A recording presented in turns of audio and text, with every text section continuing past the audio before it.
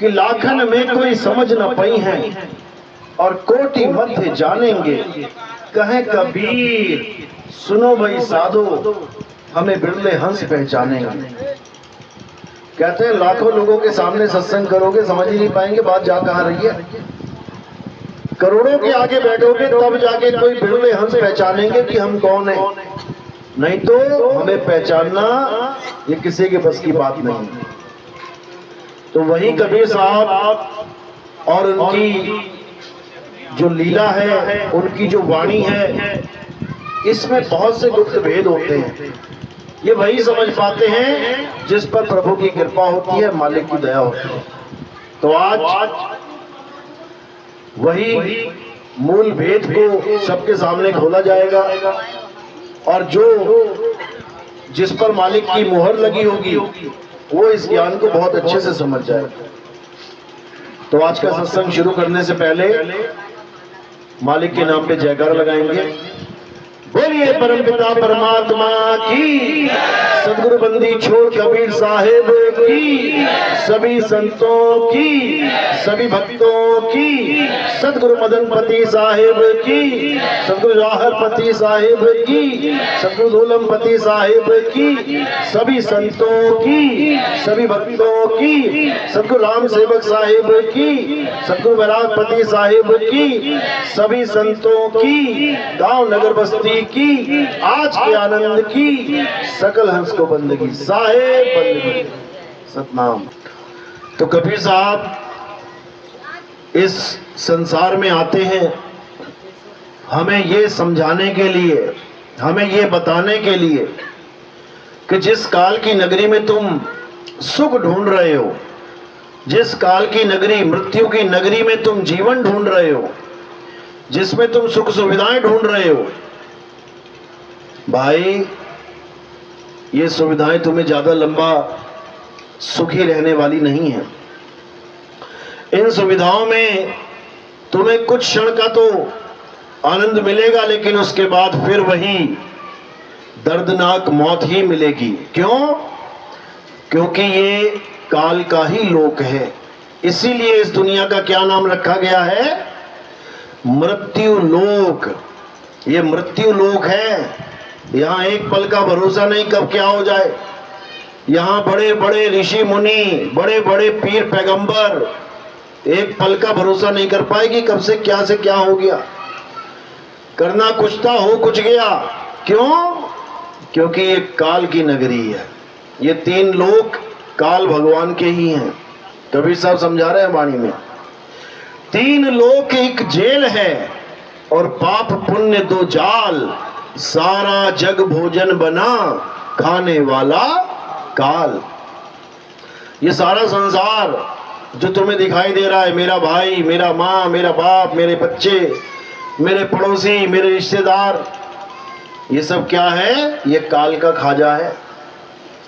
समय आने पर ये सबको, एक एक को, किसी को नहीं छोड़ेगा, सबको निगलेगा, एक को भी नहीं छोड़ने वाला। कोई कहे कि मैं एक बचूंगा, एक भी नहीं बचेगा। ये माया नगरी है, ये काल की नगरी है। लेकिन अगर हम कबीर साहब के बताए मार्ग पे चल पड़े तो यकीन मानो बचेंगे भी और अमर भी हो जाएंगे।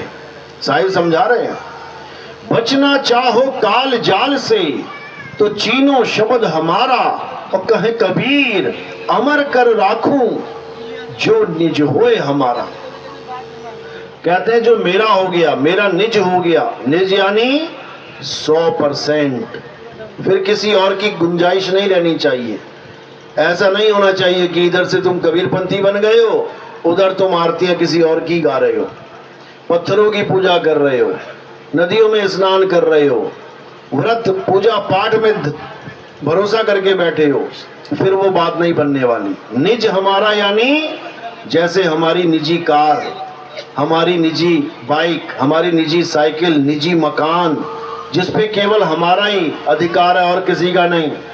यानी 100% जो मेरी वस्तु है वही मेरी निजी वस्तु है। अगर 1% भी किसी और का अधिकार है तो वो मेरी निजी वस्तु नहीं हो सकती। तो इसी को कबीर साहब समझा रहे हैं कि बचना चाहो काल जाल से तो चीनो शब्द हमारा, और कहे कबीर अमर कर राखूं जो निज होए हमारा। यानी जो मेरा हो जाएगा वो बच जाएगा। अब मेरा हो जाएगा का मतलब क्या है कि तुम कबीर साहब की मूर्तियां रखो घर में, मंदिर बनाओ उनके नाम पे, फिर उनकी आरतियां गाते फिरो, इसको कहते हैं क्या निज होए हमारा? बिल्कुल नहीं, बिल्कुल नहीं। कैसे होंगे? जब हम उनके शब्द को चीनेंगे, जब उनके बताए हुए सार शब्द को जानेंगे, जब उस सार शब्द को प्राप्त करेंगे तो हम 100% उसी मालिक के हो जाएंगे। क्यों, कैसे? क्योंकि जैसे हमें सार शब्द की प्राप्ति होगी तो क्या होता है, उसी वक्त तुम्हारी सारी चेतना, जितना भी तुम्हारा ध्यान पूरे संसार में फंसा होता है, वो क्या हो जाता है, उसी वक्त सार शब्द में ये सूरत लीन हो जाती है। कितने % होती है? 100%। यानी पूरी सूरत कहां चली जाएगी? शब्द में समा जाएगी। उसे कहते हैं सूरत समाए शब्द में, और वाको काल न खाए, जाप मरे अजपा मरे, अनहद भी मर जाए। यही समझा रहे हैं कि हर बंदा काल भगवान से बचने के लिए सब तरकीबें लगा के बैठा हुआ है। मंदिर वाले उसी काल को यमराजा बता देते हैं कि वो यमराज है, तुम्हें नरकों में डालेगा। अब उनसे पूछो कि नरकों से कैसे बचा जाए, कहेंगे भगवान जी की पूजा करो।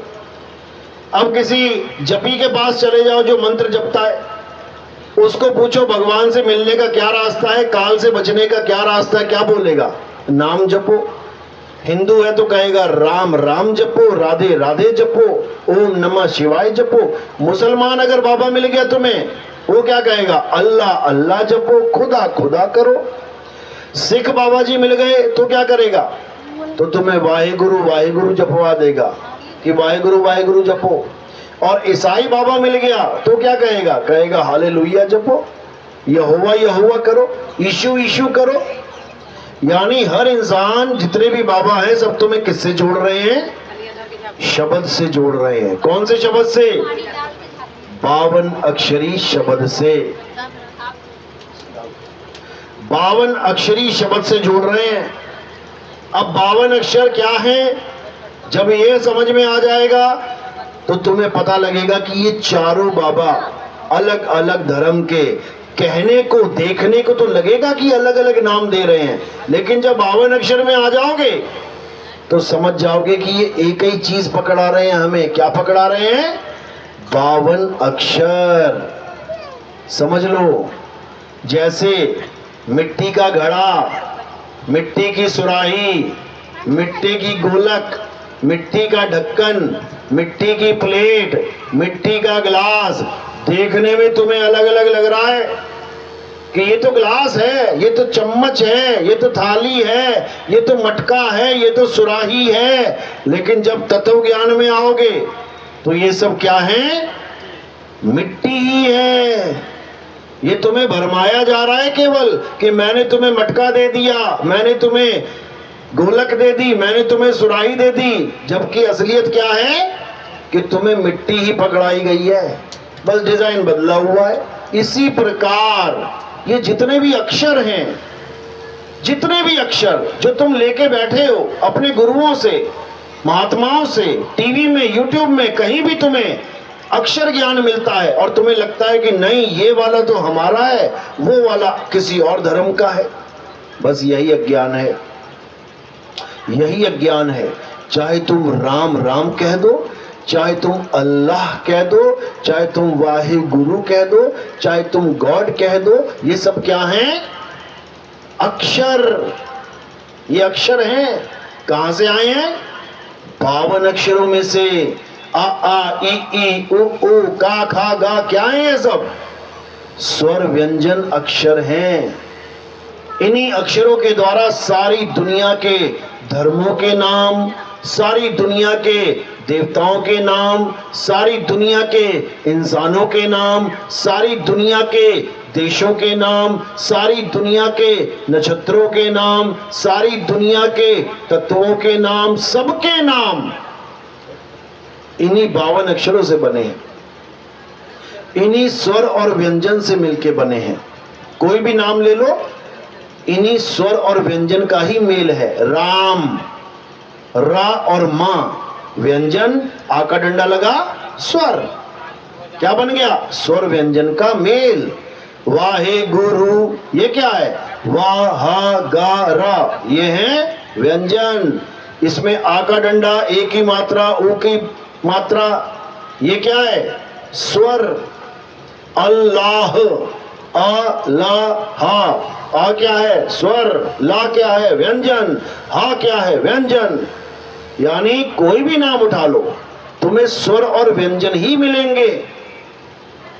किसी भी धर्म के नाम उठा लो, स्वर और व्यंजन ही मिल रहे हैं। बस तुम्हें लग रहा है कि मैं तो राम राम जप रहा हूं, वो अल्लाह अल्लाह जप रहा है, वो वाहिगुरु वाहिगुरु जप रहा है, वो गॉड गॉड, हम सब अलग अलग भगवानों को याद कर रहे हैं। नहीं, तुम उन अक्षरों को याद कर रहे हो बार बार जो 52 अक्षर हैं। इसीलिए कबीर साहब ने क्या समझाया कि स्वर व्यंजन का मेल नहीं है और 52 का ये खेल नहीं है। स्वर व्यंजन का मेल नहीं है। जो भगवान का असली नाम है, परमात्मा का जो असली नाम होता है, वो स्वर और व्यंजन के मेल से नहीं बनता है। स्वर व्यंजन का वहां खेल ही नहीं है। तो वो किससे बना है? कहते भी हैं एक तू सच्चा तेरा नाम सच्चा। परमात्मा के लिए बोलते हैं ना कि एक तो परमात्मा सच्चा है और उसका नाम सच्चा है। बस यही मात खा जाते हैं हम लोग। ये दो चीजें सत्य नहीं हो सकती, दो चीजें सत्य नहीं हो सकती। सत्य तो एक है, एक है सत्य, दो नहीं है। या तो वो सच्चा या उसका नाम सच्चा, दो चीजें सत्य नहीं हो सकती। हाँ, ये हो सकता है कि वो और उसका नाम एक ही चीज है। ये तो हो सकता है कि वो यानी परमात्मा और उसका नाम एक ही तत्व है, तब तो दोनों सत्य हो सकते हैं। अदरवाइज 52 अक्षर सत्य नहीं हो सकते। कबीर साहब समझा रहे हैं कि 52 अक्षर जीव आधारा, आदि अक्षर जीभ्या से न्यारा, वाही को सत सिमरण कहिए और सिमर सिमर नर उतरो पारा। कह रहे 52 अक्षर जीव आधारा। ये जितने भी धर्मों में जितने भी नाम दिए जा रहे हैं, किसके आधार पे दिए जा रहे हैं? जीव के। जैसे ही तुम्हारी जीव खत्म, कट गई किसी की जीव, लकवा मार गया, जीव नहीं काम कर रही है, बोल के दिखाए कोई मंत्र, सारी दुनिया के नाम उसके सामने धरे के धरे रह जाएंगे, एक नाम भी ना बोल पाएगा। फिर क्या करेगा भाई? फिर कौन सा नाम जपेगा? हो चुकी मुक्ति उसकी। फिर तो जब भगवान का नाम ही नहीं ले पाया तो मुक्त कैसे होगा? जो लोग ये कहते हैं कि भगवान का नाम लिए बिना मुक्ति नहीं मिल सकती, तो वो गूंगा कैसे जपेगा? गूंगे के लिए मुक्ति बनी नहीं है, फिर इसका मतलब सब जीव वालों के लिए मुक्ति है। यही कबीर साहब समझा रहे हैं कि असली नाम ये जीभ पे नहीं आता। असली नाम होठ कंठ जीभ से नहीं बनाया जाता। होठ कंठ लागे नहीं और जीव्या नहीं उच्चार, गुप्त वस्तु जो लखे सो निज हंस हमार। कबीर साहब कह रहे हैं कि 52 अक्षरों का खेल जीभ से होता है, कंठ से होता है। हमारा 52 अक्षर का खेल नहीं है भाई, हमारा 52 से परे उस तत्व का खेल है जिसे परम तत्व कहते हैं। बोला ना साहिब ने, श्वासा की कर सिमरनी, कर अजपा का जाप और परम तत्व का ध्यान धर, सो हम आपे आप। कितना क्लियर बताया। लेकिन लोग क्या करने लग गए? लोग सोहंग सोहंग जपने लग गए। और साहिब समझा रहे हैं कि सोहम आपे आप, तू खुद ही सोहम हो जाएगा। लेकिन तू करे क्या? परम तत्व का ध्यान धरना सीख ले। परम तत्व का ध्यान धर। कैसे धरेंगे उसका ध्यान? जब तक हमें परम तत्व का भेद बताने वाला कोई मिला ही नहीं, हम उसका ध्यान धरेंगे कैसे? इसका भेद बंदी छोड़ कबीर साहब समझाते हैं। कहते जब लग ना चीनोगे आत्म तब लग ना मिली है परमात्म। यानी अगर तुम परमात्मा की खोज में हो तो सबसे पहले तुम क्या खोजो?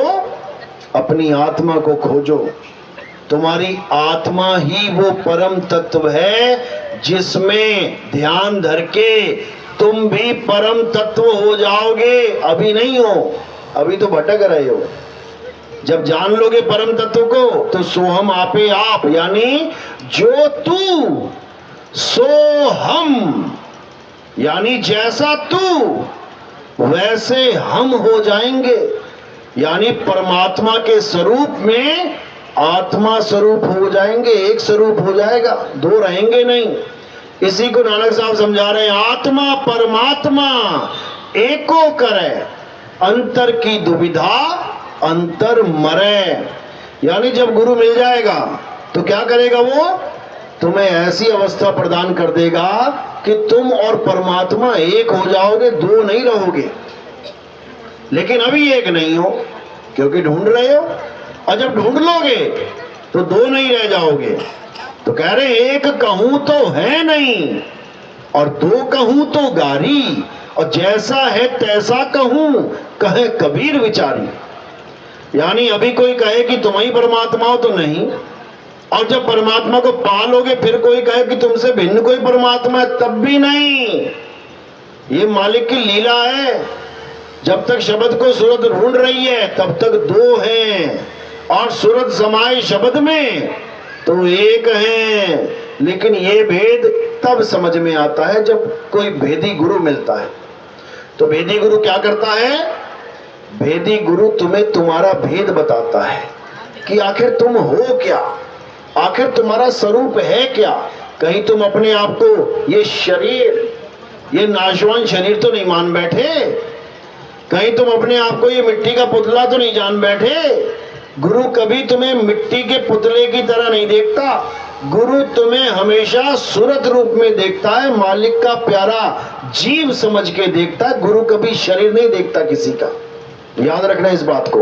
और जो गुरु शरीर देखता है वो गुरु है नहीं फिर, क्योंकि ये देह का नहीं, ये विदेह का खेल है भाई।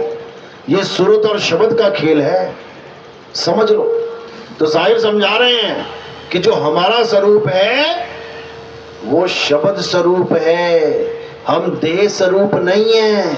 समझा रहे हैं साहिब, हम हैं शब्द शब्द हम माही, हमसे भिन्न और कछु नाही, शब्द न भिन्न से देही, कहे कबीर हम शब्द सने ही।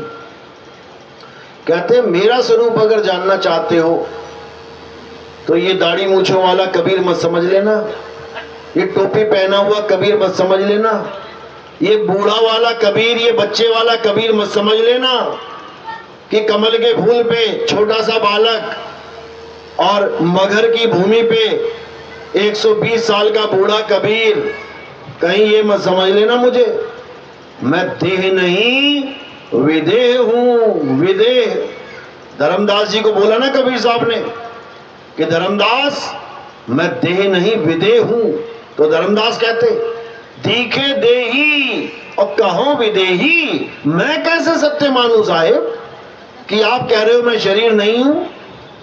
तब वो कहते कि मैंने तुझे समझाने के लिए तेरे कारण ये शरीर धारण किया है। हमें शरीर की जरूरत नहीं है, हम बिना शरीर के रहते हैं। तुझे समझाने के लिए कि तू बार बार 84 में ना चला जाए, तू काल के जाल में ना फंस जाए, इसलिए तुझे चेताने के लिए मैं देह रूप धारण करके आया हूं। और ये देह भी कोई ऐसी देह नहीं है कि जैसे तुम धारण करके आए हो 5 तत्व की, मां के गर्भ में से लेके आए हो। मेरी देह कैसी है? तेज पुंज की देह धर आए, कबीर काया कहाए। यानी मेरा शरीर ऐसा नहीं है जैसे मिट्टी का तुम्हारा है। 52 कसनियां ली गई कबीर साहब की, 52 बार मारा गया, उनको मारने की कोशिश की गई, एक बार भी ना मरे। तलवारें चलाई, गोलियां चलाई, तोप चला दी, सांपों से कटवाया, बिच्छुओं से कटवाया, नदियों में डुबा दिया पत्थर बांध के। गुरु ग्रंथ साहब में भी लिखा है ये कहते गंगा की लहर में मेरी टूटी जंजीर, मृगशाला पे बैठे कबीर। ये गुरु ग्रंथ साहब में दर्ज है बाणी। और दुख के साथ कहना पड़ता है कि कबीर पंथी ही नहीं मानते कि कबीर साहब की 52 कसनियां हुई थी। वो कहते हैं ऐसा कैसा कबीर है, पत्थर बांध के नदी में फेंक दिया, वो ऊपर आ गया, लहर के ऊपर बैठ गया। ये सब बकवास है, ये गब्बड़बाजी है। ये कबीर पंथियों का हाल है। और देखो सिख भाई अपने ग्रंथ में बाणी दर्ज करके बैठे हैं, गंगा की लहर मेरी टूटी जंजीर और मृगशाला पे बैठे कबीर। गंगा की लहर के ऊपर मृगशाला बन गई अपने आप, और जो कबीर साहब को पत्थर बांध के डुबाया गया था वो ऊपर बैठे मिले उसके। गुरु ग्रंथ साहब में बाणी दर्ज है, कोई गलत फहमी मत रहना कि कबीर साहब को केवल एक आम कवि बना के इन्होंने पेश कर दिया। कबीर साहब अपनी वाणी में समझाते हैं, संतों अभिगत से चला आया, कोई मेरा भेद मरम ना पाया। बिल्कुल क्लियर ही कर दिया उन्होंने कि ना तो मेरा भेद किसी को पता लगा, ना मरम जान पाए कि मैं क्यों आया हूं। ना हम लीना गर्भ बसेरा, बालक होए दिखलाया, संतो अविगत से चला आया। बताओ और क्या लिखें, और क्या बताएं, किसी को समझ में नहीं आ रहा। और जब गए मगहर में, काशी छोड़ के गए मगहर, लोग काशी भागे आते हैं, मौत का समय आता है सब काशी की तरफ दौड़ लगाते हैं। कबीर साहब सारी उम्र काशी में रहे, और जब 120 साल पूरे करके जाने की लीला समाप्त करने की बारी आई तो काशी छोड़ के मगहर चले गए। उस वक्त मगहर पे श्राप था कि जो मगहर में मरेगा नरकों में जाएगा। लोग डर के मारे काशी भागते थे। कबीर साहब ने उल्टी गंगा बहा दी।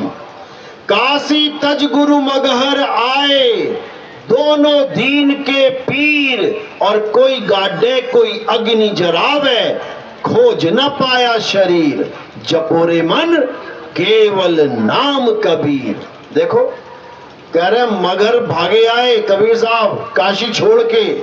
लोग कहते रहे अरे आप उल्टी रीत चला रहे हो, मगहर वाले काशी भागते, तुम काशी से मगहर जा रहे हो। तब कबीर साहब ने ये भरम भी तोड़ दिया। क्या कहते हैं कि चाहे काशी में तुम्हारी मृत्यु हुए, चाहे मगहर में तुम्हारी मृत्यु हुए, इससे कोई फर्क नहीं पड़ता। तुम्हारे कर्म ये निर्णय करेंगे कि तुम स्वर्ग जाओगे कि नरक जाओगे। हालांकि कबीर साहब ने तो स्वर्ग और नरक का भी खंडन कर रखा है। क्या कहते हैं? कहते अज्ञानी को स्वर्ग नरक है, हरि जाने को नाही, और जिस भय से सब लोग डरते हैं, सो भय हमरे नाही। ये दुनिया ये स्वर्ग नरक के चक्कर में मर रही है। बड़े बड़े धर्म क्यों चल रहे हैं? तुम्हें नरक हो जाएगा, मंदिर आया करो, पूजा करा करो, तुम्हें नरक हो जाएगा, नमाज पढ़ा करो, तुम्हें नरक हो जाएगा, दोजख हो जाएगा, तुम यहां जाओ वहां जाओ।